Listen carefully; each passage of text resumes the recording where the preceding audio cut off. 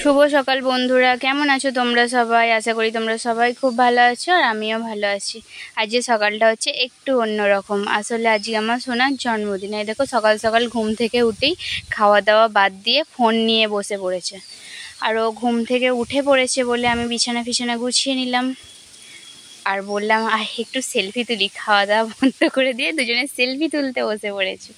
তো যাই হোক, রিয়নকে খাইয়ে দাইয়ে এই যে রান্না বান্নাও শুরু করে দিয়েছি। প্রথমে পাঁপড় ভাজা দিয়ে স্টার্ট করলাম, তারপর বাপি রিয়নের কেকটা নিয়েও চলে এসেছিলো। এই যে সবজিও কাটা হচ্ছে। তো আজ রিয়নের জন্মদিন, আজকে অনেক কিছু রান্না করব। আমার মা আমার বোন সবাই মিলে আমাকে সমস্ত কিছু জোগাড় করে দিয়েছিল আর আমি সমস্ত রান্না বান্না করেছিলাম। আলু ভাজা, পটল ভাজা, বেগুন ভাজা, শাকের তরকারি, আরও অনেক কিছু ছিল। মা শুধু পায়েসটা করেছিল, কারণ আমি এদিকে রান্না বান্না করছিলাম বলে মা আর একটা উনুন ফাঁকা ছিল বলে মা পায়েসটা বসিয়ে দিয়েছিল, পায়েসটার ভাতটা করেছিল। আর এই যে বেলুন ফোলাচ্ছিল রিয়নের মাসি, আর রিয়ন সেই বেলুনগুলো নিয়ে খেলা করতে ব্যস্ত ছিল।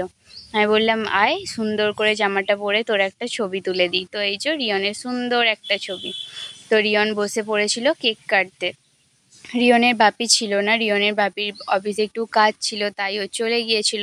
আর বাড়িতে করিনি, কারণ বাড়িতে একটু কাজ ছিল। আর আমার শাশুড়ি একটু মাঠঘাট করে, যেহেতু বাড়িতে তেমন করার কেউ নেই। তো আমার একার পক্ষে তো সবটা করা সম্ভব হয় না। তাই মায়ের বাড়ি চলে এসেছিলাম। এখানেই ছোট করে মানে কি, কাউকে সেভাবে বলিনি। 5 বছরের জন্মদিনে একটু বড় করেই আয়োজন করা হয়েছিল, কিন্তু এবছরে আর কাউকে না, শুধুমাত্র ঘরের কজন। এই যে রিয়ন কেক কেটে ফেলেছে, ওকে বললাম দাঁড়া তুই তুলতে পারছিস না, তোকে আমি একটু খাইয়ে দিই।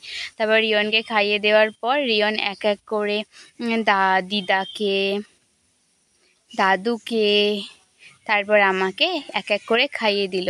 মাসিকেও খাইয়ে দিয়েছিল, যেহেতু মাসি ক্যামেরাটা ধরেছিল তাই মাসিকে দেখতে পায়নি, মানে দেখতে পাওয়া যায়নি আর কি। তারপর রিয়নের এদিকে কেক কাটা শেষ হতে আমি একদম রেডি হয়েছিলাম বাড়িতে খাবার দিতে যাব বলে। তো এই যে এবার রিয়নকে সাজিয়ে গুছিয়ে, রিয়নের যে কেক কাটা হয়ে গেছিলো, বেলা হয়ে গিয়েছিল, রিয়নকে সাজিয়ে গুছিয়ে খেতে দিয়ে দেওয়া হয়েছিল।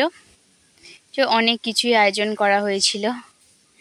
তারপর রিয়ন খেতে বসার আগে রিয়নের আশীর্বাদ করে নেওয়া হচ্ছিল, আমি করলাম, তারপর আমার মা করলো, তারপর বাপি আর রিয়নের বাবা ভিডিও কলে রিয়নকে হ্যাপি বার্থডে উইশ করেছিল কেক কাটার সময়। তো বন্ধুরা, আজকের মতো এইটুকু। ভিডিওটা ভালো লাগলে অবশ্যই লাইক, কমেন্ট, শেয়ার আর সাবস্ক্রাইব করে মানে ফলো করে দিও। তো যাই হোক বন্ধুরা, আজকের মতো টাটা।